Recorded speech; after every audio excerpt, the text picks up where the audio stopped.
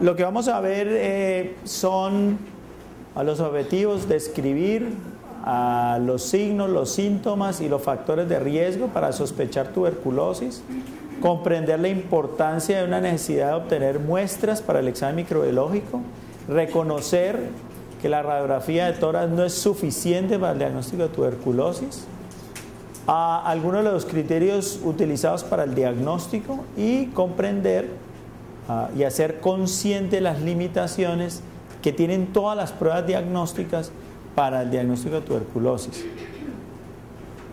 La mitad, una tercera parte del auditorio no ve las diapositivas, ¿cierto? ¿Todos lo ven desde allá? Sí, usted sí la ve. Bueno, sí, porque yo no sé, o todos se corren o... ¿Sí? Bueno.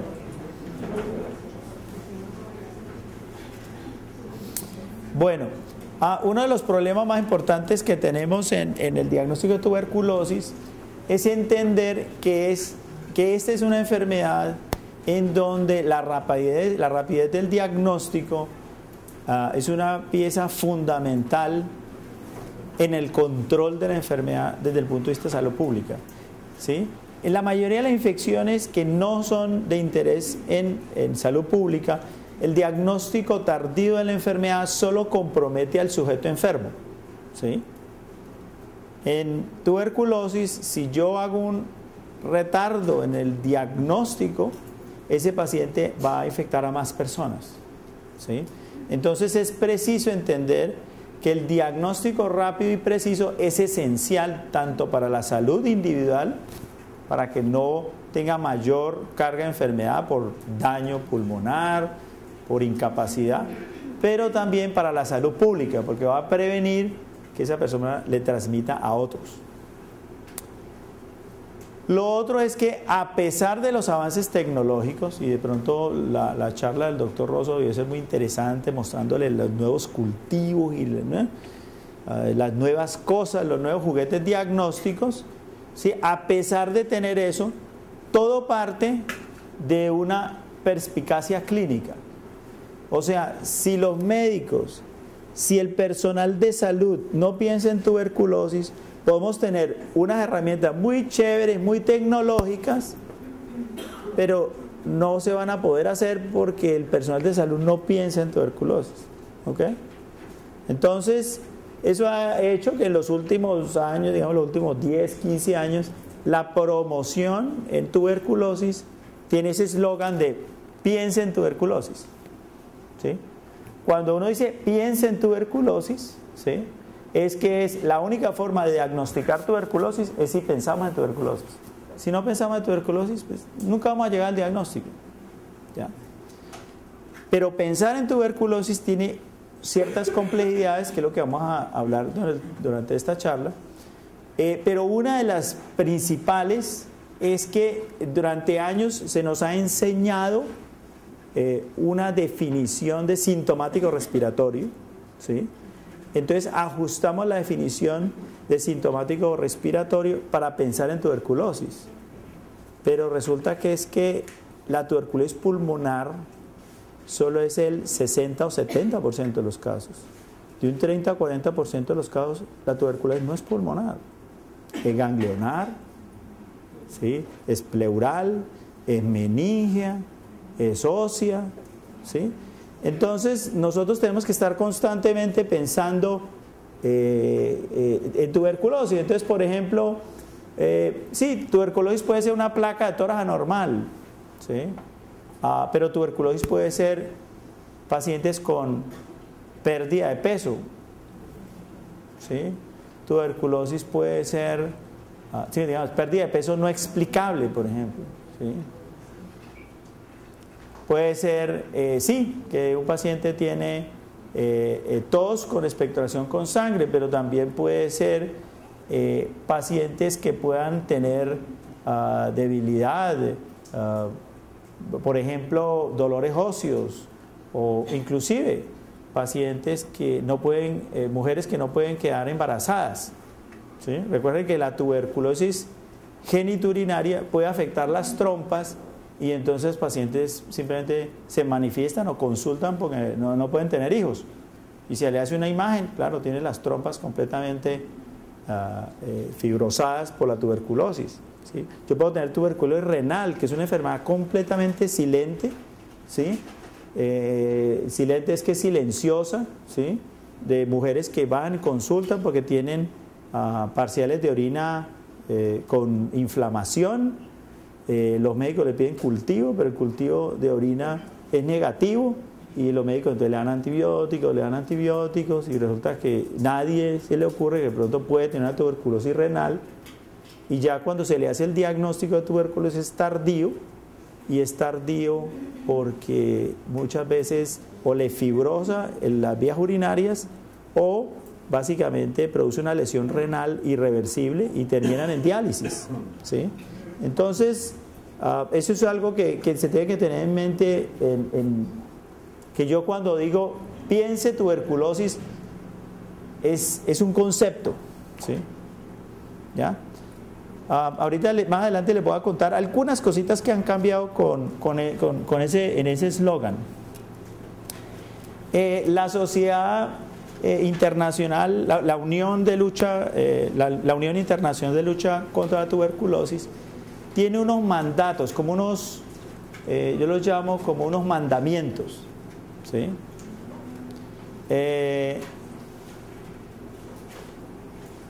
Los mandamientos que están en la guía, en lo que ustedes tienen ahí, son las del año 2009, ¿sí? Pero resulta que ahorita en noviembre de este año salieron las del 2014. Entonces yo les voy a hablar de estas, porque están en español, y después les hablo de las del 2014, qué cosas nuevas dice. ¿Por qué me gusta mostrar estas guías de la Unión Internacional? Porque son como los mínimos, los estándares, son 22 estándares. Esos 22 estándares, yo le voy a dejar con una persona. ¿Quién es la persona acá como encargada? Sofía. ¿Dónde está Sofía? Yo les voy a dejar el PDF de ese documento. Desafortunadamente, ¿bien? Ese PDF desafortunadamente está en inglés, ¿sí? Acabó de salir, salió hace no sé unos 20 días, entonces habrá que esperar por ahí un año para que salga la versión en español, pero eso en inglés sencillo, ¿sí? Entonces esos son los famosos estándares, ¿sí?, del cuidado del paciente. Esos estándares se dividen en diagnóstico, tratamiento, control, los estándares de salud pública, ¿sí? Yo solo les voy a hablar del diagnóstico, y me gusta mucho porque es como unos 10 mandamientos, son los mínimos, lo que uno nunca se le debe olvidar, ¿sí? Entonces el primer mandamiento, el primer estándar es todas las personas con tos productiva sin otra explicación que duren 2 a 3 semanas, ¿sí?, deben ser evaluadas para tuberculosis. Esa es una cosa que casi todo el mundo ya sabe, pero mucha gente le olvida, ¿sí? Entonces llega el paciente, le mandas un inhalador de esteroides porque lo que tiene es una bronquitis postviral, ¿sí?, y no le manda la osciloscopia. 2, todos los pacientes adultos y niños que son capaces de producir esputo, ¿sí?, con sospecha de tuberculosis deben tener al menos 2 muestras de esputo, ¿sí? Nosotros, mucha gente, pues, durante cierta cultura hemos puesto ciertos números cabalísticos como la Trinidad, los 3, entonces las 3 BKs, las 3 gotas gruesas, ¿sí?, pero a veces mandan un BK, ¿sí? Entonces el paciente le hacen una sola vaciloscopia, reportan negativa, y los médicos dicen que con una sola vaciloscopia entonces descartan la enfermedad. Entonces hay que tener mucho cuidado. Más adelante vamos a hablar un poquito de qué examen confirma, qué examen descarta, o cuál definitivamente ni sirve para ni confirmar ni para descartar. Tercero, todos los pacientes con sospecha de tuberculosis extrapulmonar se debe, ¿sí?, tener una muestra para microscopía, cultivo y para patología, ¿sí? Entonces, por ejemplo, yo puedo tener Un paciente que llega con ganglios, fiebre, pérdida de peso y tiene unos ganglios, ¿sí? Está bien que sospechen linfoma, eso está bien que sospechen linfoma, muy bien, pero también sospechen tuberculosis ganglionar, porque puede ser que los pacientes tengan una tuberculosis ganglionar. Entonces, usualmente muchos de estos pacientes van a terminar en una biopsia, ¿ok? Entonces los médicos tienen que estar muy pendientes de que si le hacen la biopsia, uno puede tomar cultivos de los tejidos. Uno puede tomar cultivos de los tejidos. Los tejidos también se pueden cultivar, no solo los fluidos, sino el tejido se puede cultivar. Entonces uno debe estar pendiente de tomar, ¿sí? Es muy frecuente que cuando uno ordene una biopsia, ¿sí? Y es un problema de la cultura del cirujano, ¿sí? Yo sé que aquí no hay ningún cirujano, ¿o sí? ¿Algún cirujano? ¿No? Bueno, o sea, podemos hablar un poquito mal de ellos. Es que el cirujano coge el ganglio y chumbulún lo mete en alcohol, de una, lo saca y lo mete en alcohol. Cuando uno mete el ganglio en alcohol, se perdió cualquier posibilidad de poder hacer cultivo. Entonces uno tiene que advertirle que como uno de los diagnósticos sospechosos es tuberculosis, advertirle que por favor coja el ganglio, lo parta, un pedacito para patología, ese sí lo mete en alcohol y el otro pedacito lo mete en solución salina para poder hacer el cultivo después. Clave, ¿sí?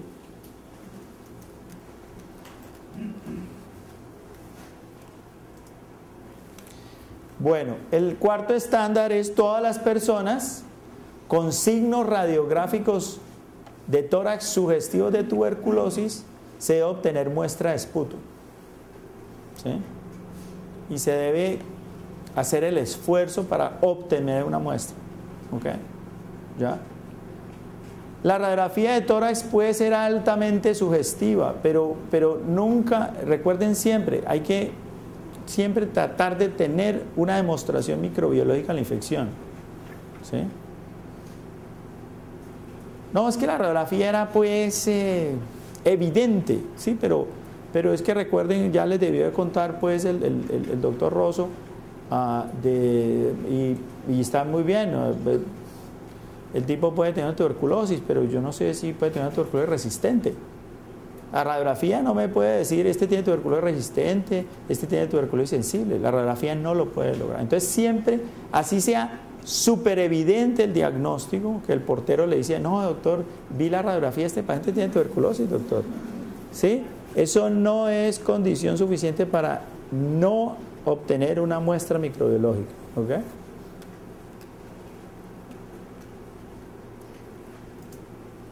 Bueno, el estándar 5 es, gran parte de esta charla se va a basar en el paciente que yo sospecho que tiene tuberculosis, pero las muestras microbiológicas salen negativas, ¿okay? Que es lo que llamamos la tuberculosis con baciloscopia negativa, ¿okay? Entonces el quinto estándar nos habla de que el diagnóstico de tuberculosis pulmonar con baciloscopia negativa se debe hacer con unos criterios, ¿sí? Y esos criterios tienen que estar presentes. Entonces, por lo menos, si yo digo que tiene esputo negativo, al menos debe tener 2 negativos, no 1, por lo menos 2. Si tiene los 3 negativos, bueno, puedo decir que es negativo, ¿okay? Tercero, el segundo, radiografía de tórax con hallazgos sugestivos de tuberculosis. Y tercero, la falta de respuesta a un ensayo terapéutico. La guía lo pone como antibióticos, pero yo digo terapéutico algo, ¿sí? Por ejemplo, el paciente pensaba que tenía una neumonía, le dieron antibióticos usuales, no mejoró, ok, ¿sí? La mayoría de los pacientes los vemos así, que es... Cuando yo digo los vemos, me estoy refiriendo yo como infectólogo, ¿sí? Porque a nosotros casi no nos mandan el paciente, vea, tiene tuberculosis, tiene la placa, tiene las baciloscopias positivas y el cultivo, trátelo usted. No, a nosotros, la mayoría de sus pacientes van a ser tratados en los programas, porque pues ya el diagnóstico muy fácil, síntomas, una radiografía y el hallazgo microbiológico, listo, sencillito. A nosotros nos llega el paciente que yo creo que puede tener tuberculosis, pero lo he estudiado y no le he encontrado la tuberculosis. ¿Sí? Entonces, para uno decir que esos pacientes usualmente ya les habrán dado algo de tratamiento. Aquí yo le pongo una nota, ¿sí?, que hay que tener a veces cuidado, es que recuerden que dentro de los medicamentos con que se trata la neumonía adquirida en la comunidad están las fluoroquinolonas, está la levofloxacina y está la moxifloxacina. Esos dos antibióticos tienen actividad contra la tuberculosis, y no es inusual de que los pacientes que hayan sido tratados, o sea, pacientes con tuberculosis, que hayan sido tratados pensando que tenían una neumonía adquirida en la comunidad y les hayan dado levofloxacina o moxifloxacina, esos pacientes se les retarda el diagnóstico porque esos antibióticos pueden negativizar una baciloscopia temporalmente. Entonces son pacientes que los trataron para una supuesta neumonía de la comunidad, ellos refirieron mejoría, ¿sí?, pero ese es un antibiótico que es insuficiente para curar la tuberculosis y simplemente se dilata su diagnóstico y entonces se le hace el diagnóstico después. Entonces hay que tener mucho cuidado cuando miramos si esos pacientes recibieron fluoroquinolonas. Entonces, si yo tengo este perfil de paciente, recuerden que todos estos pacientes tienen que obtenerse muestra de esputo, porque recuerden que yo puedo tener la baciloscopia negativa, pero el cultivo positivo. ¿Okay? El cultivo positivo. Entonces, pasamos de un momento histórico en tuberculosis que todo era la baciloscopia, Hoy estamos en un punto en el cual tenemos que tener la baciloscopia y el cultivo. ¿Okay? Entonces, este tipo de pacientes, aquí vamos a poder hacer el diagnóstico de tuberculosis, muy probablemente es con el resultado del cultivo. ¿Sí?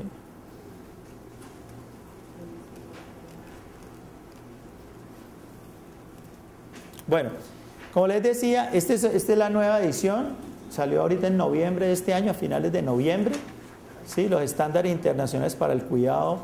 Entonces son 22 que se dividen en diagnóstico, tratamiento y lo de salud pública. Aquí solo ¿quién es Sofía? ¿Quién es Sofía? ¿Sofía? Bueno, con Sofía les voy a dejar el PDF. Para que pues, se los reenvíen o lo copien. Y si no, pues simplemente se meten a Google y ponen ISTC,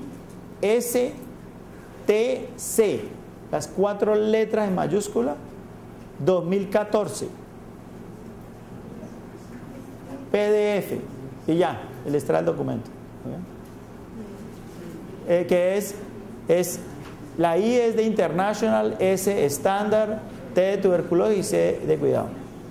2014. Es como los son los 22 mandamientos de la tuberculosis. O sea, si todos cumplieran los 22 mandamientos de la tuberculosis, estaríamos mejor.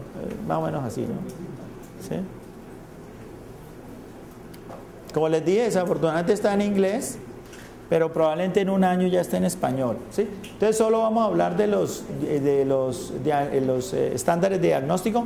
Estas diapositivas son las que no están en el material, ¿sí?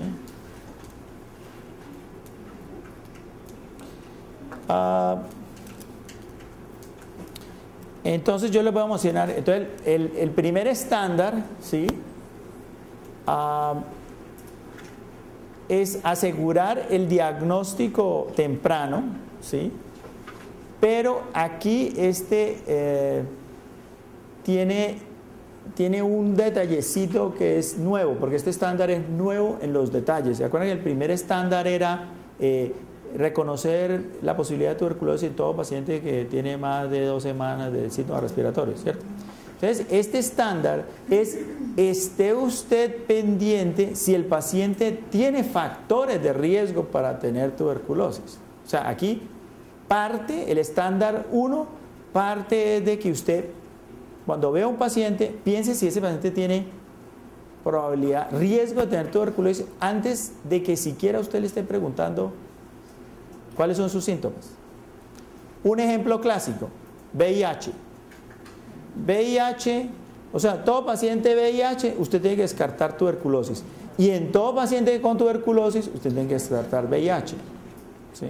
Entonces, tan pronto el paciente se siente, usted tiene VIH, ya, fin. Empieza a pensar tuberculosis. O sea, tuberculosis lo tiene que estar ahí como en la RAM, ¿sí? En la RAM, en la memoria RAM, no en el disco duro, en la RAM ya de una vez. De que yo tengo que orientar la historia clínica y el examen físico a buscar tuberculosis en lo que manifieste el paciente. El estándar 2 es el estándar que es el 1, el anterior, que era todo paciente, incluyendo niños que tenga tos inexplicada por 2 o más semanas, se ve sospechada en tuberculosis. ¿Okay? El estándar 3 es un estándar que es nuevo, ¿sí? Y él dice es que todo paciente que es capaz de producir esputo, ¿sí? Debe tener por lo menos 2 esputos. ¿Ya? Ese era igualito al anterior. Lo nuevo es que ya involucra las pruebas moleculares. Es por lo menos 2 muestras de esputo para baciloscopia o una sola muestra para GeneXpert, para el expert. ¿Okay? Para el expert, ya, en un laboratorio de calidad. ¿Ya? Entonces el nuevo estándar es por lo menos 2 baciloscopios, si pueden ser 3 mejor, ¿sí? Y si es solo una muestra, que sea de una prueba molecular. ¿Okay? Eso es como lo nuevo que se metió en los estándares. ¿Okay? En pacientes que estén a riesgo de resistencia, ya sea porque por el interrogatorio tiene una exposición a personas con multidrogoresistencia o tienen el antecedente de haber tenido fracasos, suspensiones al tratamiento, ¿ya? Esos son los factores más importantes para multidrogoresistencia. O si el paciente tiene VIH, recomiendan hacerle el GeneXpert, ¿sí? El expert, dentro del diagnóstico inicial. ¿Por qué el expert? Es porque recuerden que esa prueba tiene la capacidad de hacerle, por un lado, el diagnóstico si tiene Mycobacteria tuberculosa, y por el otro lado le puede decir si tiene resistencia a rifampicina. ¿Ya? Entonces es una prueba que es útil, porque con una sola prueba yo puedo saber si le confirmo la tuberculosis y por el otro lado, si le confirmo la tuberculosis, si tiene la resistencia. ¿Okay? Entonces, aquí hay una frase que es frase lapidaria, que es la siguiente: los exámenes serológicos y las pruebas de liberación de interferón gamma no deben ser usados como diagnóstico de tuberculosis activa. Mucho ojo con eso. Eso lo vamos a hablar un poquito más adelante. Esto también incluye la prueba de tuberculina. Las pruebas de tuberculina y las pruebas de los IGRA, el cuantiferón, eso no sirve para confirmar diagnóstico de tuberculosis activa. ¿Sí? Ojo con eso. Eso hace parte de la prueba diagnóstica de una cosa que llamamos tuberculosis latente. Pero esos no son los elementos diagnósticos para decir que el paciente tiene tuberculosis activa. ¿Cierto? Hay que tener muy clarito eso. No, que es que el paciente tiene una prueba de tuberculina positiva, entonces tiene tuberculosis, venga, yo lo trato. No. Es tuberculosis latente. Pero no puedo decir que tenga una tuberculosis activa. Entonces, esos no son las piedras angulares para hacer el diagnóstico. La piedra angular para hacer el diagnóstico de tuberculosis activa son las pruebas microbiológicas, el esputo, el cultivo, el Gene Expert, ¿sí? O la prueba molecular. De una vez pues hago, no tengo conflictos de interés, ¿sí? Hoy en día uno siempre que habla, uno tiene que exponer su conflicto de interés. Esto yo lo saqué, lo extraje tal cual está en el texto. El Expert, es que el Expert es una marca, ¿sí? Esto es una marca comercial. Es como decir, vea, este es un carro, no sé, Ford o Chevrolet, ¿sí? Es una marca, ¿sí? Yo no recibo honorarios de Cefit, ¿sí? Esto aparece así es porque es la única prueba que ha sido validada por la Organización Mundial de la Salud. Y la Organización Mundial de la Salud recomienda la prueba, porque ha sido validada en varios escenarios. Esa es la razón. No es la única que existe, ¿sí? Y de pronto el doctor Rosso les comentó que existen otras, están el Genotype, el Genotype Plus, ¿sí? Pero simplemente la Organización Mundial de la Salud dice que esta es la que ha sido más validada y por eso. Entonces, si ustedes miran, tiene ahí la R-cita de marca registrada, ¿sí? Entonces recuerden, porque ahorita como hay disponibilidad del cuantiferón, entonces, cuantiferón positivo no es igual a tuberculosis activa. Me sugiere que tiene tuberculosis latente, pero no basado en eso yo voy a empezar un tratamiento con un cuantiferón o con una prueba de tuberculina. El estándar 4 es aquellos que se sospeche tuberculosis extrapulmonar, se debe buscar un espécimen, ¿sí? O tratar de obtener una muestra, o ya sea de fluido. Entonces, si estamos hablando de tuberculosis pleural, pues líquido pleural. Si estamos hablando de tuberculosis peritoneal, líquido peritoneal, líquido ascítico. Si estamos hablando de tuberculosis meningia, líquido celularraquídeo. O sea, tenemos que tratar de buscar y obtener una muestra microbiológica, ¿cierto? Y en el caso de tuberculosis extrapulmonar, estas guías recomiendan hacer la prueba de Expert, y sugieren, por ejemplo, en tuberculosis meningia. Recuerde que, yo no sé si el doctor Rosso les comentó, de la capacidad que tiene una prueba diagnóstica de poder hacer el diagnóstico varía de acuerdo a los especímenes. Por ejemplo, el BK, la tinción de Sil-Nielsen es muy buena en esputo, pero su rendimiento disminuye marcadamente, digamos, en líquido celularraquídeo, ¿sí? Y digamos, la gran mayoría de la T de meningia no va a tener BK positivo, ¿sí?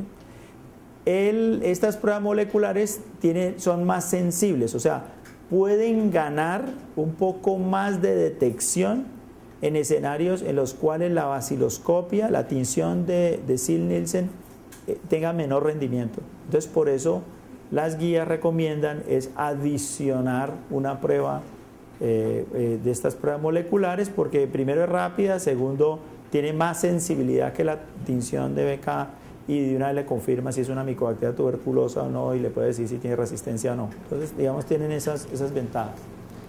El estándar 5, ¿sí?, es que en aquellos que el esputo es negativo, recomiendan hacer el Expert y los cultivos, ¿ok? Entonces, ahí volvemos a poner el mismo ejemplo del anterior. El Expert es porque gana en sensibilidad, o sea, alcanza a cubrir más pacientes que la baciloscopia no logra, ¿sí? Y recordar siempre que nunca pidan un cultivo, nunca pidan un cultivo,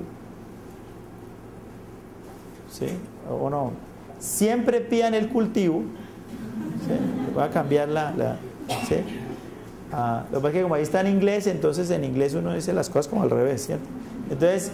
Entonces siempre pidan un cultivo antes de empezar el tratamiento, porque recuerden que el tratamiento puede esterilizar los cultivos. Entonces ustedes pues no saben si este paciente, el cultivo salió negativo porque es que realmente negativo o porque usted le empezó el tratamiento.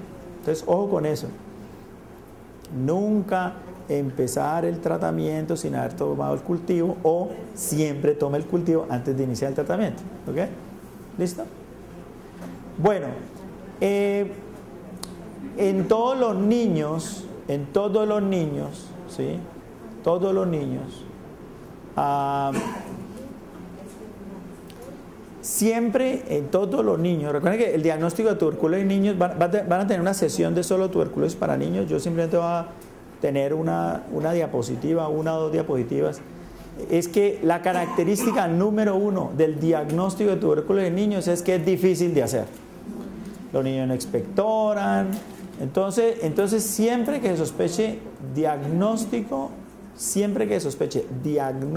de tuberculosis en niños, siempre tomar cultivo y prueba molecular. Siempre. Cultivo y prueba molecular. ¿Ok? ¿Sí?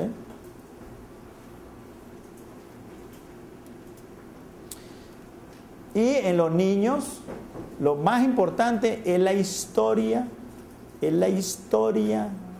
de contacto. Es lo más importante, ¿sí?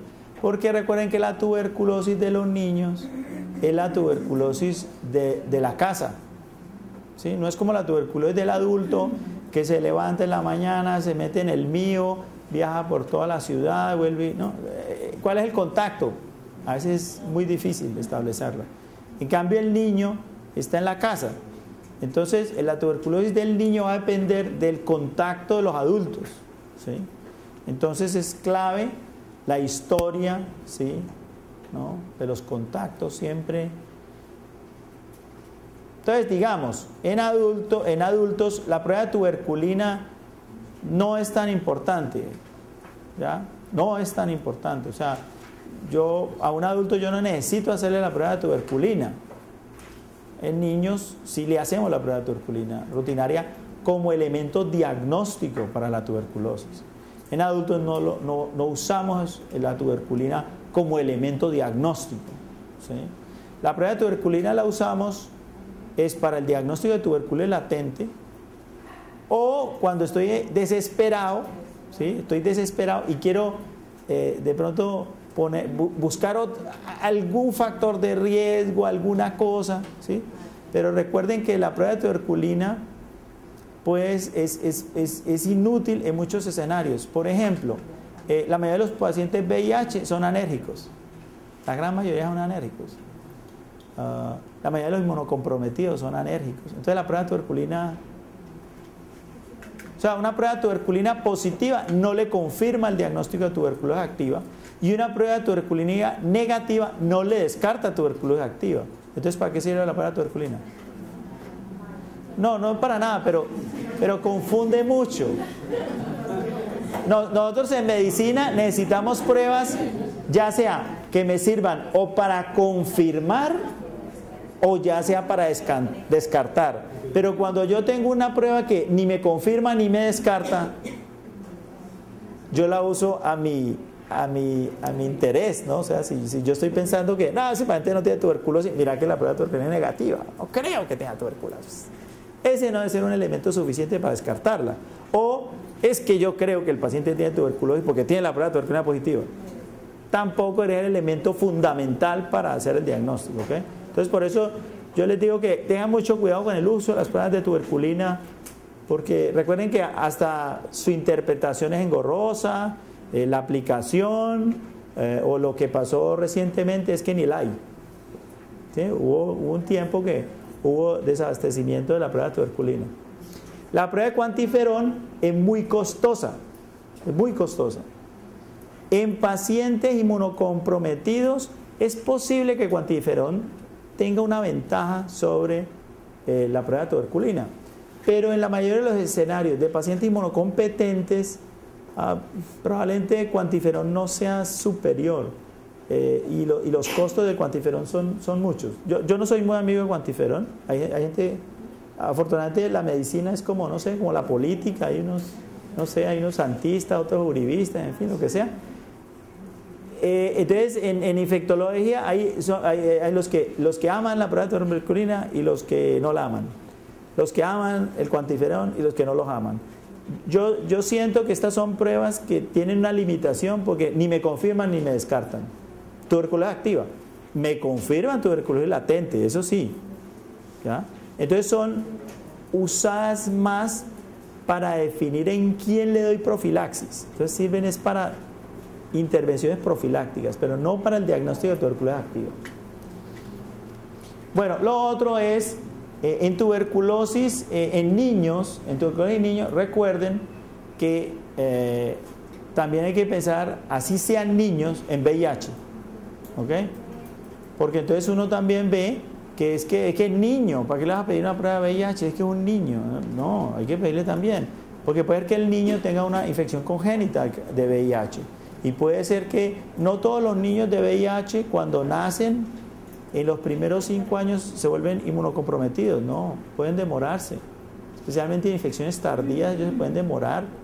Entonces, a veces la primera manifestación de un niño de su VIH es una tuberculosis. Entonces, en niños hay que pedir también prueba de VIH.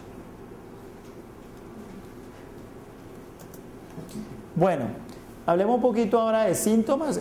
O sea, los mandamientos ya fueron emitidos y yo podría decir, aquí terminamos la clase y chao. Porque ya les dije la verdad, Moisés habló, estas son las tablas de la ley y listo, ¿cierto?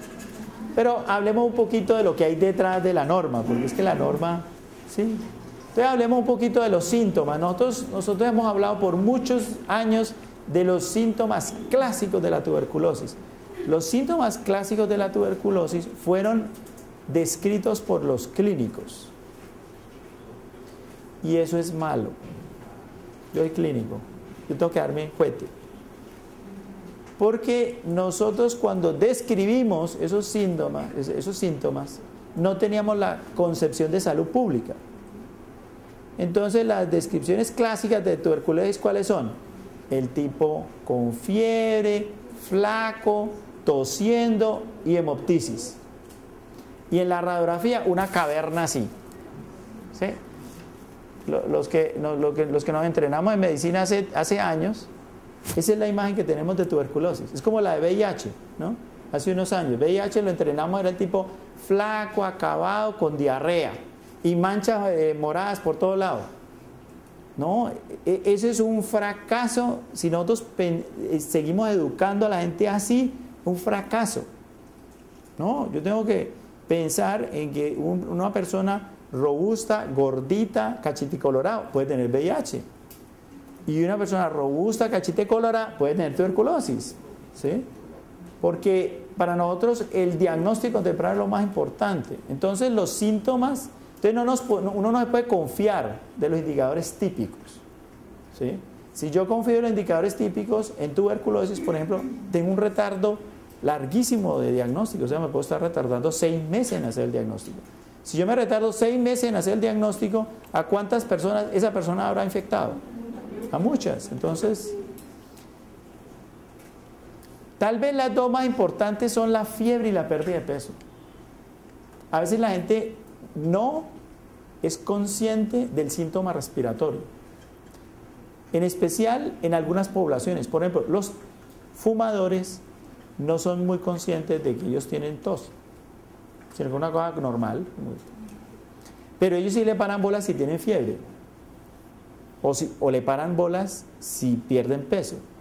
¿Sí? Entonces, esos dos síntomas probablemente son muy importantes. ¿Sí? Toda persona que viene con fiebre, con pérdida de peso, piensa en tuberculosis. Son muy sensibles.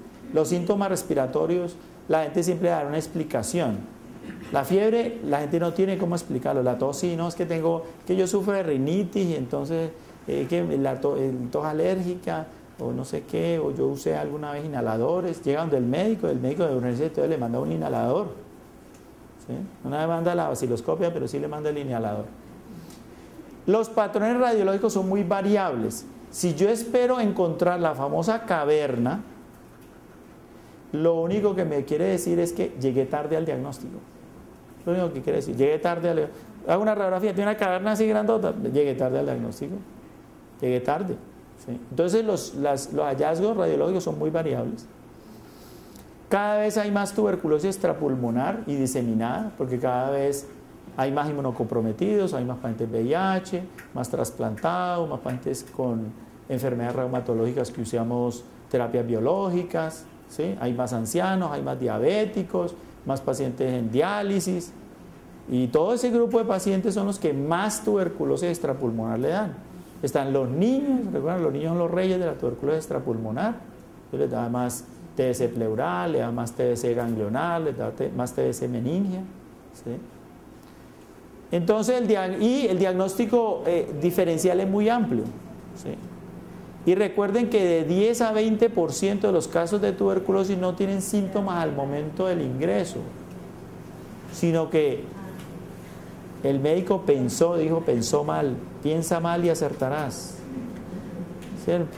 El pensamiento de la señora de la casa, ¿no? Piensa mal y acertarás. Las 2 de la mañana y el marido no ha llegado. ¿Cierto? Se le avaró el carro en medio de la noche, ¿cierto? Eso es lo primero que piensa la señora, ¿cierto? Pobrecito, de estar en la mitad de la carretera solo, cambiando una llanta.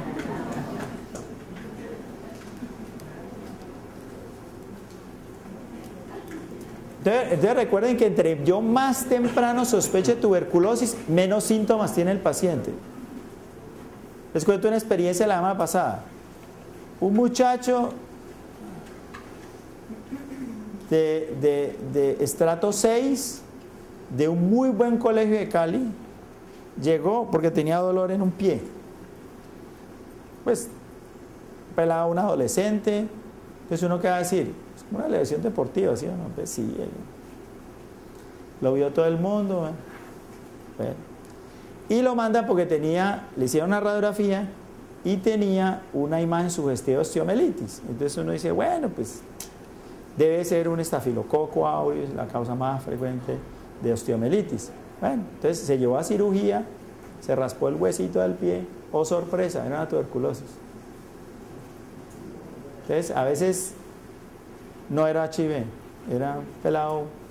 Entonces recuerden, siempre tener en la retina las manifestaciones inusuales de la tuberculosis, ¿sí? Bueno, hablemos un poquito de riesgo de infección reciente. Entonces, digamos, el contacto con casos activos de tuberculosis, el riesgo laboral. Todos nosotros los trabajadores de la salud tenemos un constante riesgo porque estamos constantemente viendo pacientes con tuberculosis activa. Las condiciones de hacinamiento, ¿sí? Cárceles.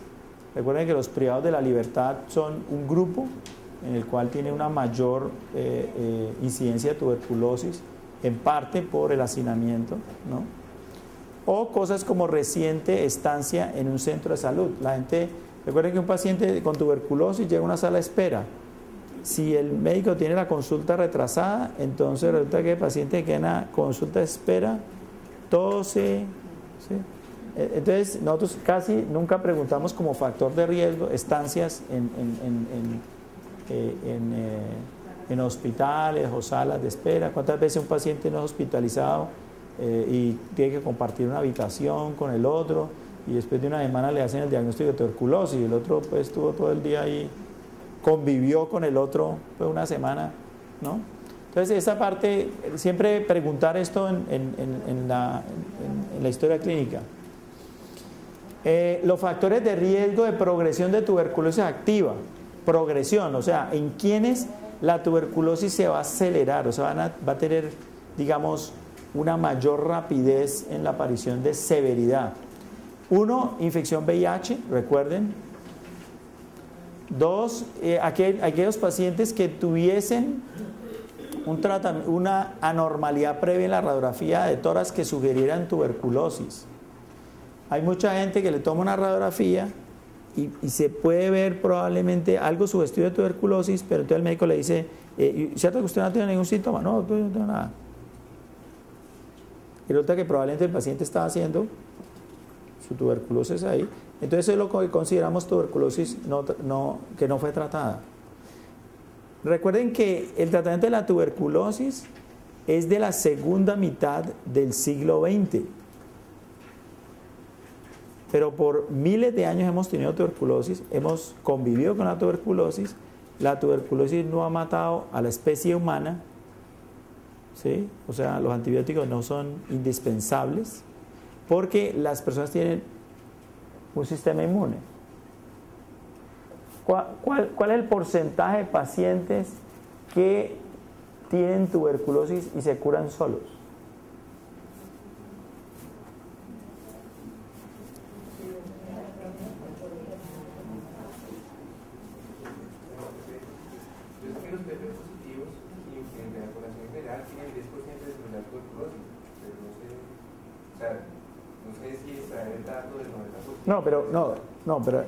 La pregunta es diferente. ¿Cuál es el porcentaje de pacientes que desarrollan tuberculosis activa y que se curen espontáneamente sin tratamiento antituberculoso? Más o menos 20 a 30%. Porque es que usted tiene un sistema inmune. Claro, usted tiene un sistema inmune. No, recuerden, de 1 a 2/3 partes de la población mundial está infectada por tuberculosis. ¿Cierto? La prevalencia, ¿alguno de ustedes aquí se ha hecho la prueba de tuberculina? ¿Alguno se la ha hecho? ¿Quién se la ha hecho y le ha salido positiva?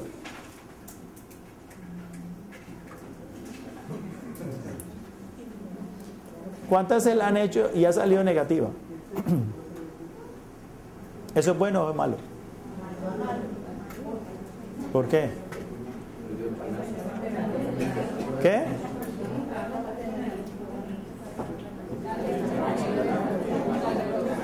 ¿O son alérgicos? Claro, porque ustedes han estado en contacto con pacientes de tuberculosis. ¿Han estado en contacto con pacientes tuberculosis sin las medidas de protección necesarias? ¿Y entonces por qué no tienen la prueba de tuberculina positiva? Entonces puede ser porque tienen un sistema inmunológico y no se han infectado. Puede ser que sean alérgicos. ¿Okay? Entonces este grupo de personas son personas que sí les dio tuberculosis pulmonar y les dio tuberculosis pulmonar activa, pero ellos no le hicieron el diagnóstico en ese momento y su sistema inmunológico los curó. Pero esa cura en muchos casos no es real porque esos son los pacientes que recaen. Esos son los pacientes. Recuerden que una de las tres intenciones de tratamiento cuando ustedes vean el tratamiento es: 1, disminuir la transmisión; 2, mejorar los síntomas; y 3, prevenir las recaídas. Aquellos pacientes que les dio tuberculosis activa y mejoraron espontáneamente por su sistema inmune tienen más probabilidad de reactivarla que aquellos que reciben tratamiento. Entonces, este es un factor de riesgo: anormalidad de radiografías previas sugestivas de tuberculosis. Los otros son los niños. Recuerden que los niños rápidamente hacen tuberculosis progresiva, ¿sí? Y algunas condiciones subyacentes, tratamientos inmunosupresores, la desnutrición. Recuerden que los diabéticos tienen más riesgo de desarrollar tuberculosis que los no diabéticos, ¿ya? Y pacientes con falla renal, y ahora por ejemplo estamos usando mucha terapia biológica en los pacientes de artritis reumatoidea, en psoriasis. Todas esas drogas aumentan el riesgo de tuberculosis, ¿sí? Tenemos ahora nuevos desnutridos, ¿sí? Un nuevo desnutrido que ha llegado a la cuadra son todos pacientes que hacen cirugías bariátricas, porque esas son personas que han perdido rápidamente de peso, ¿sí? Y esas personas se desnutren, esas personas, ¿sí? Entonces ellos sí tienen cierto grado de vulnerabilidad inmunológica, mientras otras se estabilizan, ¿sí? Recuerden que un paciente de una cirugía bariátrica puede perder 40 kilos en un año. O sea, es una cosa es importante.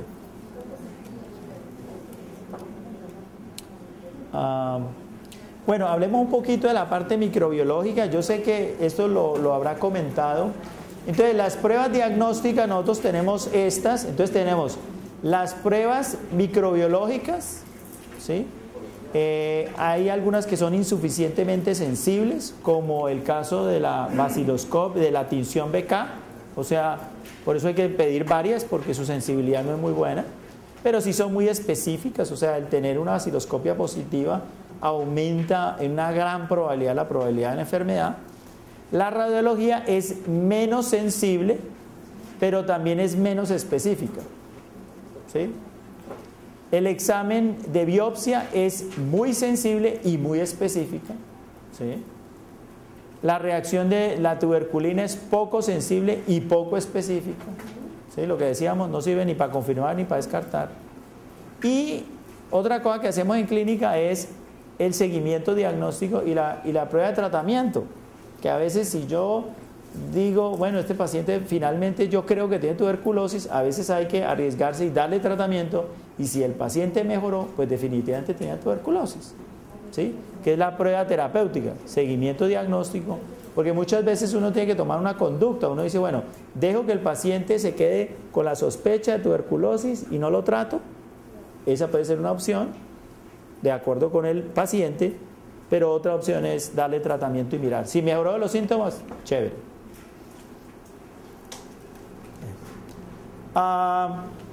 Esta diapositiva es sacada de la guía de noviembre de 2014. Entonces yo tengo el esputo. Lo nuevo es que ya tengo estos arsenales, que son las pruebas de ácidos nucleicos para tuberculosis pulmonar y extrapulmonar, el expert para pulmonar y extrapulmonar, y los cultivos automatizados rápidos, que de pronto ya les debió de hablar, el cultivo en medio líquido, el MIGIT. Bueno, vaciloscopia en zonas de alta prevalencia, entonces altamente específico para tuberculosis. Identifica a los que corren mayor riesgo de morir a causa de la tuberculosis. O sea, si uno dice, ¿cuál es la ventaja de tener tuberculosis con vaciloscopia positiva?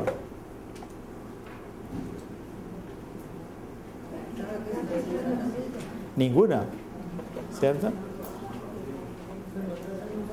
La desventaja que tienen los que tienen tuberculosis con vaciloscopia positiva es que esos tienen más riesgo de morirse en corto plazo que aquellos que no tengan vaciloscopia positiva. O sea, la progresión de la enfermedad es más rápida en aquellos que tienen vaciloscopias positivas. ¿Eso qué quiere decir? Que es que la carga microbiana es mayor y por eso es que lo puedo detectar. ¿Okay? Y aquellos que tienen vaciloscopia positiva pueden transmitirla más. La ventaja de tener la vaciloscopia positiva es que lo van a identificar y va a recibir un tratamiento específico. Esa es la ventaja de tener tuberculosis vaciloscopia positiva, ¿sí? Identifica los más propensos a transmitir. Entonces, en salud pública, yo estoy más preocupado por los BK positivos que por los BK negativos. Los BK negativos me van a transmitir menos, tienen menos carga microbiana. En cambio, los que tienen BK positivo me van a transmitir más. Entonces, esta es una gráfica que me habla del número de bichitos, ¿sí? Entonces, por ejemplo, yo tengo aquí 10 a la 1 bichitos, me las puede detectar el cultivo, pero el problema del cultivo es que me va a demorar 2 meses en hacer el diagnóstico.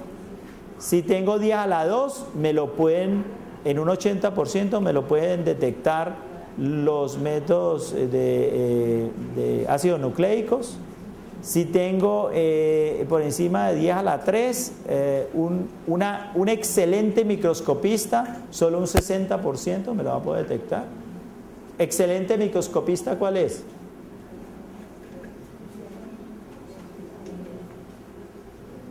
Yo siempre los defino, el que no tiene afán, es el excelente microscopista. O sea, que se sienta y lee los 100 campos. Tiene toda la paciencia para uno decir, ¿sí?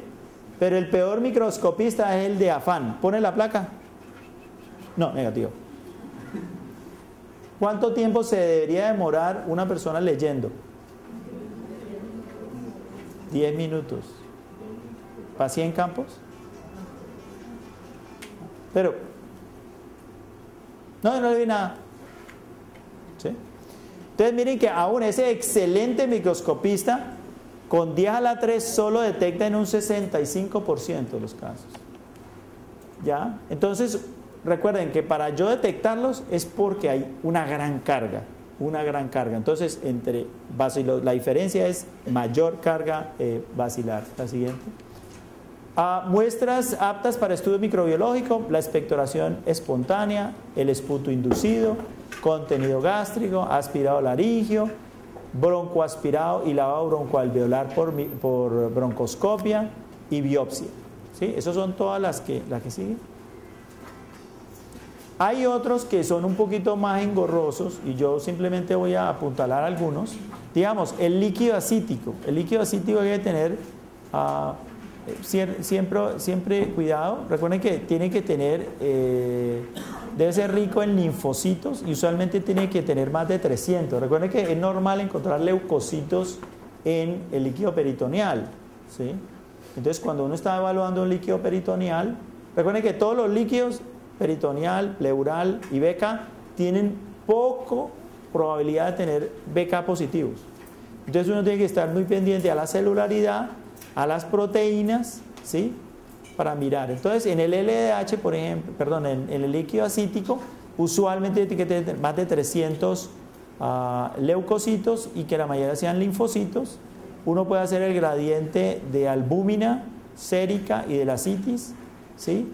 Usualmente debe ser menor de 1, ¿sí?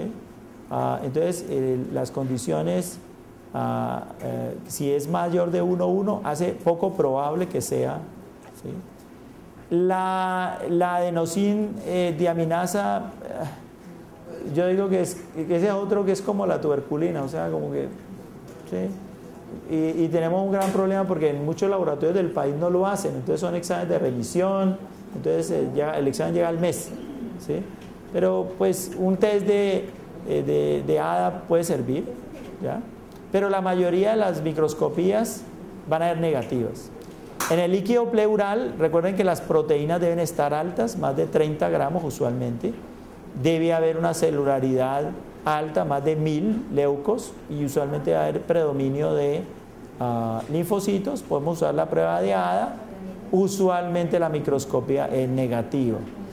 La prueba de Expert tiene moderada sensibilidad, ¿ya? Por eso es que a veces no se recomienda el uso rutinario. O sea, un GeneXpert negativo en líquido pleural no lo descarta.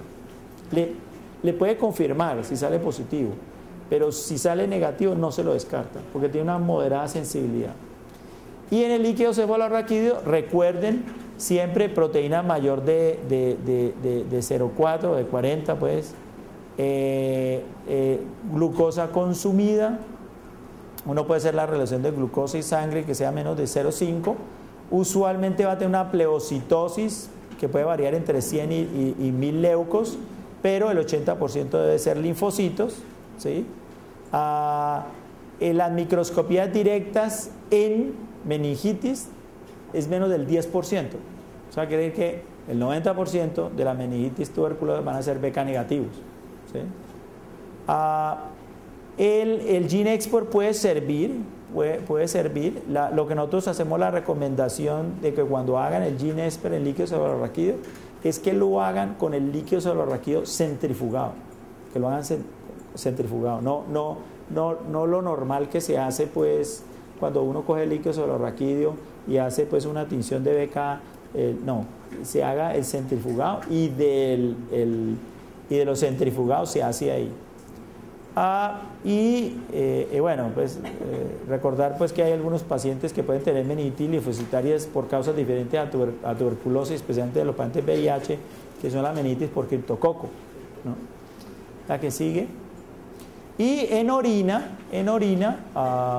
recuerden siempre piuria sin bacteriuria, paciente que tiene un parcial de orina con leucocituria y le hacen pruebas renales, le hacen cultivos rutinarios bacterianos y son negativos, pensar en TB renal o TB genitourinaria.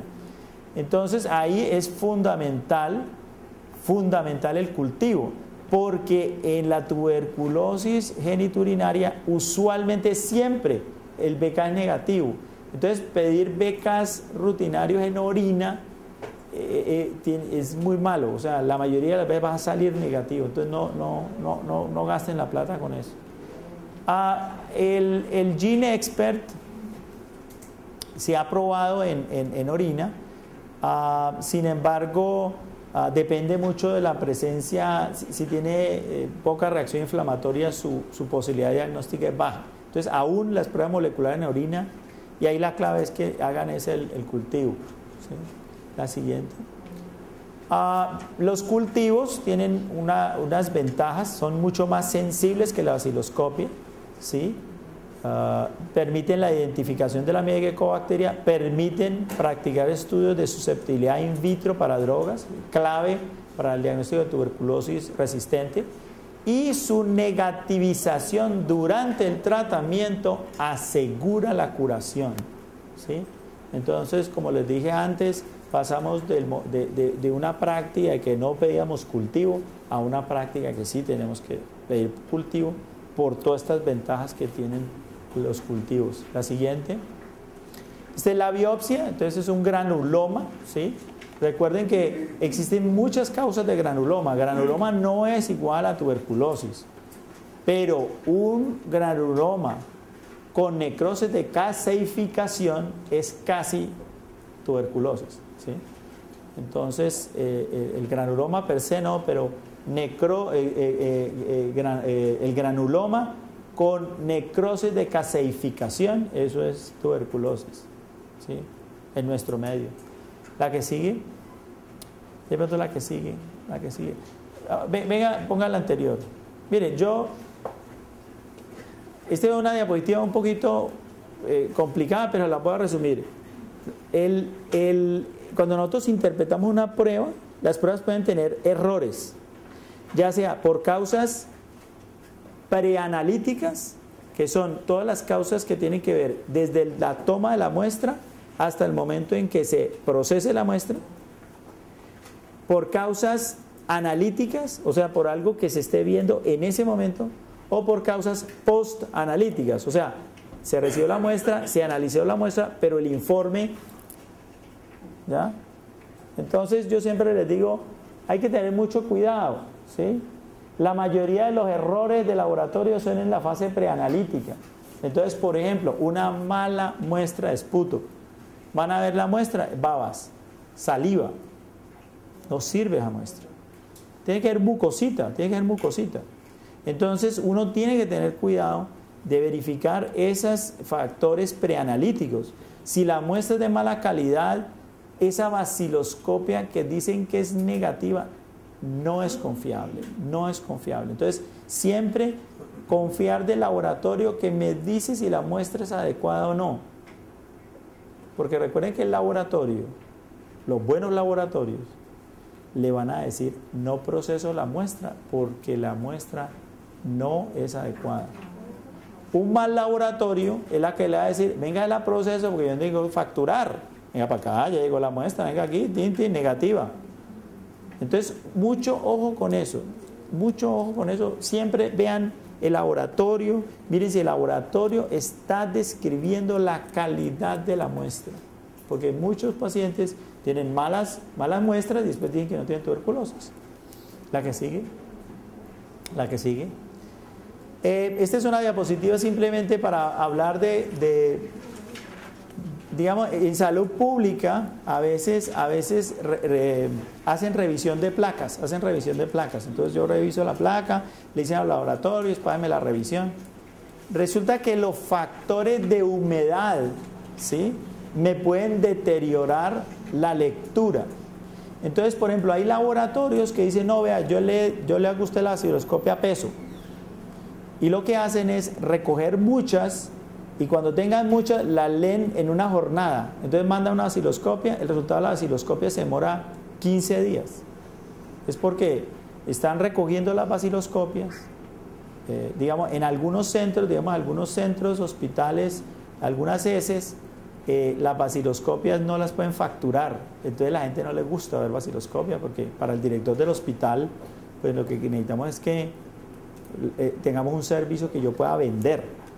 Entonces usualmente acumulan las vaciloscopias. Entonces esta es una gráfica, simplemente este es el número de bacilos viables, ¿sí?, cuando tenemos una humedad relativa de 78% y una temperatura de 40, y cuando tenemos una humedad relativa de 78 pero está haciendo 30 grados. Mire que a 40 obviamente nosotros no tenemos 40 grados, pues, ¿cierto? Estaríamos muertos todos. Pero a veces hace 33 grados, ¿sí?, por el calor. Entonces miren cómo si yo, y estas son las semanas que pasan, miren cómo si yo tengo una temperatura alta, las muestras que se van a poder detectar caen dramáticamente. Entonces lo que nosotros recomendamos es que traten de procesar las muestras de vaciloscopia el mismo día. No coger, especialmente si el laboratorio no tiene aire acondicionado, porque aquí pues chévere, afuera puede estar haciendo 33 grados o 30 grados, yo no tengo problema, pero si es un laboratorio que no tiene condiciones, no pueden normar la temperatura, las muestras las dejan en un sitio muy caliente, esos factores externos pueden afectar la validez de la muestra. La siguiente. Bueno, este es un paciente, 54 años, con 3 meses de dolor lumbar. Diagnóstico.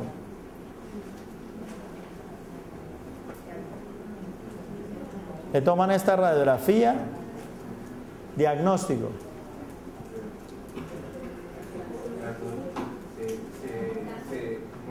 A ver, diagnóstico. Un cáncer, muy bien. ¿Otro? Estamos en una clase de tuberculosis. Yo esperaba que todos dijeran tuberculosis. Este paciente tiene tuberculosis vertebral. Mire, la afectación del... ¿Cierto? Pero muchos de estos... Mira, créame, yo he visto pacientes que van a fijación de columna. O sea, los llevan a cirugía, les hacen la instrumentación y el neurocirujano o el ortopedista de columna ven ese hueso, ve, huesito como tan raro, ¿no? Tomemos la biopsia. Y le ponen la fijación y el patólogo después vea granuloma con necrosis de calcificación. Fíjate, lo que tenía era una tuberculosis vertebral. Miren que esto pasa, esto no es infrecuente, porque claro, un paciente de 54 años con dolor lumbar, eso es el lumbago, aquí un cáncer, una hernia discal, un síndrome facetario, y ¿no? Tuberculosis puede manifestarse de esa forma. La siguiente. Entonces sí, mire, esta es la famosa enfermedad de Pott.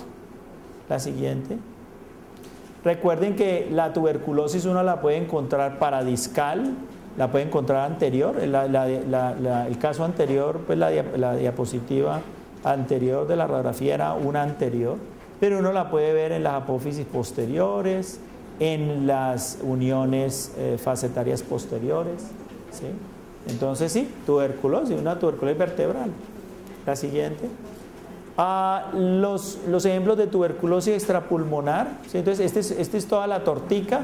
70% de los casos es tuberculosis pulmonar, el 30% restante es extrapulmonar, el 42% es extrapulmonar, es linfática, 18% pleural, pero puedo tener la siguiente. Entonces esas, digamos, aquí hay una, miren, están comprometiendo, ¿sí? No está apical, este es posterior, porque yo veo aquí libre este lado, está esta, ¿sí? Aquí en un niño, entonces hay ensanchamiento del mediastino, ¿ok? Recuerden, en los niños yo no voy a ver cavitaciones, las cavitaciones no ocurren en los niños, ¿ya? Porque la cavitación requiere que la enfermedad se localice en el pulmón y se quede ahí haga todo el proceso inflamatorio, haga la necrosis y que cavite. Todo eso no ocurre en el niño. En el niño rápidamente lo que ocurre es diseminación. Disemina rápidamente, entonces hacen TV pleural, hacen TV ganglionar, el mediastino se ensancha, o pasa la sangre y hace diseminación. Y si se queda en el pulmón, disemina rápidamente en el pulmón y produce la forma miliar. ¿Ya? La siguiente. Esta es la forma miliar, lleno de punticos, eso se ve en la escanografía muy bien, muy bonito. Tuberculosis miliar es una tuberculosis diseminada, es una tuberculosis diseminada. Sí, o sea, ese hace rato pasó a la sangre. ¿Ya? La siguiente. ¿Alguien ve algo en esta radiografía? ¿Alguien ve algo en esta radiografía? ¿Esta radiografía? ¿Qué ven? Vamos a poner aquí. ¿Para dónde mueve el cursor? ¿Para arriba, para abajo, para abajo? Aquí. Arriba. ¿Ahí? ¿Nadie vio esto? Esto es un nódulo, miren. ¿Alguien ve algo en esta radiografía?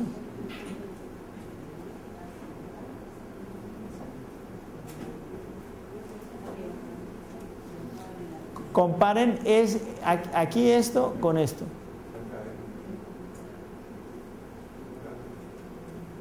Entonces, aquí no hay una caverna, pero lo que usted ve es que hay un engrosamiento pleural apical. ¿Sí ve que aquí es como negrito, bien? Son cosas muy sutiles. Son cositas muy sutiles que usted ve que aquí hay un engrosamiento apical. ¿Sí? ¿La que sigue? Entonces sí, entonces aquí muy bien. Esto es el famoso... Aquí está el granuloma periférico y el granuloma iliar. ¿Sí? El granuloma con el famoso nódulo iliar calcificado, eso es lo que llamaba pues el complejo de Rancle, y el calcificado es la lesión de Ghon. Aquí es el engrosamiento pleural apical. ¿Sí? Y a veces, digamos, si usted compara esta radiografía de acá, ¿sí? Usted ve que hay una pérdida de volumen del pulmón derecho con respecto al izquierdo. Inclusive hay una retracción hacia arriba. Entonces la fibrosis y pérdida del volumen también hay que mirarlas. ¿Sí?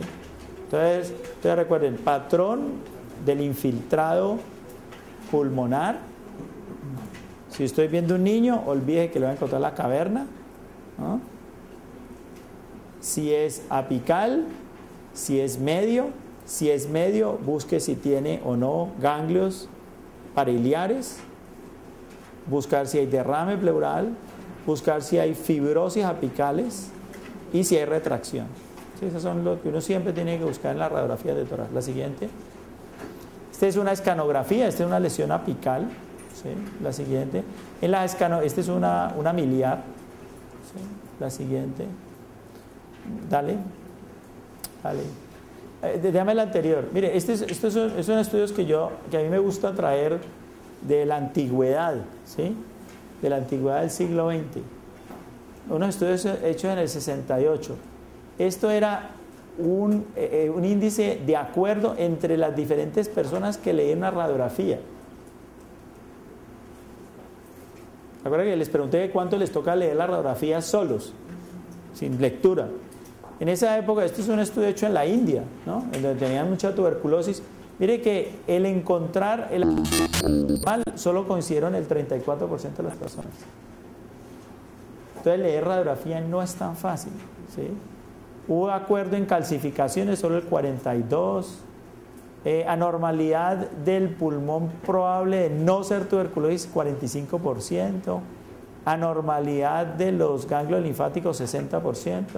Mire que hicimos un ejercicio muy rápido y cada uno por ustedes probablemente veía una cosa y otro veía otra cosa, ¿sí?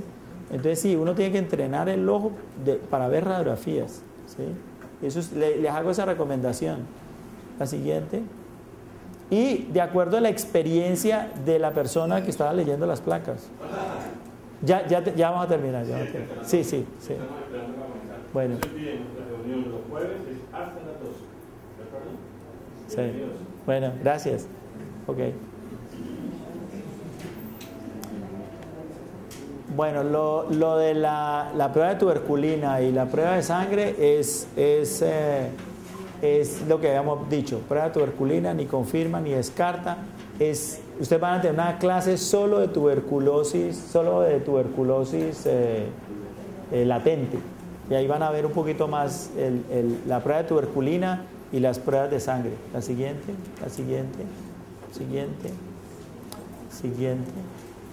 Todo esto lo hablamos ya. La siguiente. Bueno, de pronto esta es como los algoritmos. Esto es un algoritmo que simplemente es paciente con sospecha de tuberculosis, esputo, BK negativo. Recuerden, para yo hablar de BK negativo debo de tener prueba de VIH y por lo menos 2 esputos. Si tiene VIH, yo ya tengo que abrir mi mente a otra cosa. Y si no es VIH, yo tengo que empezar a decir, bueno, este paciente está con una enfermedad leve, moderada, o sea, el paciente está muy enfermo. Si el paciente no está tan enfermo, podría yo tomar un tiempo de decisión de estudio. Si está enfermo, tendré que tomar una decisión rápida. La siguiente. Hay algunos grupos que dicen, bueno, dele tratamiento antibiótico, si mejora con solo antibióticos, o sea, excluyendo los antituberculosos y no fluoroquinolonas. Si el paciente mejora, probablemente era no tuberculosis, ¿sí? Pero si el paciente no mejora, cuando hablamos de no mejora es una semana, no 3 meses. ¿Okay? No hagamos pruebas terapéuticas de 3 meses, porque corremos el riesgo de que ni siquiera el paciente regrese, ¿no? Entonces ahí dice no mejora, entonces le hacemos más cosas, escanografía, los cultivos, y si se sugiere a que no sea tuberculosis, pues no, y si se sugiere tuberculosis, la que sigue, dale, la que sigue, dale. Este es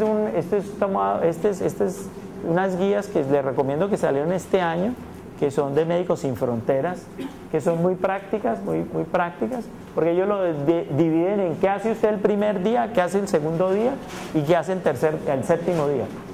O sea, le dicen en una semana, ¿no? Entonces el primer día pues tiene todos por más de 2 semanas sin ningún signo de daño, o sea que los pacientes estén enfermos graves. Usted le pide la vaciloscopia para el día 2, pues mirar si las vaciloscopias son negativas, y por lo menos pues usted tiene, si por lo menos una de las vaciloscopias es positiva, usted arranca tratamiento para tuberculosis. Si todos los esputos son negativos, usted podría darle antibióticos de amplio espectro. Si responden, pues probablemente al 7º día usted evalúa. Si no ha mejorado, si responde parcialmente o no ha mejorado, entonces le piden un gene expert, ¿sí? Si el expert o las nuevas vaciloscopias son positivas, ya lo tratan como tuberculosis. Pero es una semana. Yo no puedo ponerme a esperar mucho, pues 3 meses, ¿no? O sea, que sigue. Y bueno, hay otros esquemas para pacientes. Aquí el esquema este esquema es para pacientes VIH negativos. ¿Okay? No, esto no se aplica para VIH positivos. El siguiente. VIH positivos, pues somos mucho más agresivos. Y la prueba molecular, ¿sí? De entrada. No hacemos la prueba terapéutica y la espera. ¿Okay? En VIH es diferente. La que sigue. Esta también es para VIH. En VIH recuerda que hay otros diagnósticos diferenciales, entonces uno tiene que rápidamente descartar tuberculosis. La siguiente. Estos flujogramas están ahí en el material que ustedes tienen. ¿No se ven? Bueno, entonces también en Google ponen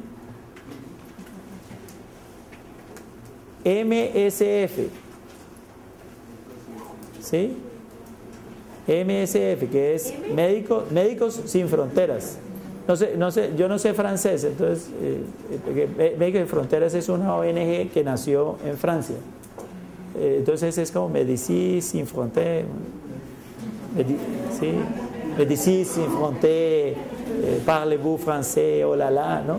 Entonces MSF, ¿sí? MSF, y ustedes ponen guidelines, o sea, Guidelines, Guidelines, Guidelines, TV, 2014. Esto salió en febrero del 2014. Son unas guías muy pragmáticas, me gustan esas guías. Y ahí están. Exacto. Bueno, entonces ya pues para finalizar, recuerden, síntomas y gravedad muy variable, tiempo de la enfermedad va desde indolente rápido, puede afectar cualquier órgano, considerar siempre el diagnóstico de tuberculosis, conjuntamente VIH, y la tuberculosis es capaz de presentarse en varias formas. Bueno, muchas gracias. ¿Alguna duda, pregunta, inquietud? Antes de que vuelva el doctor Pío López.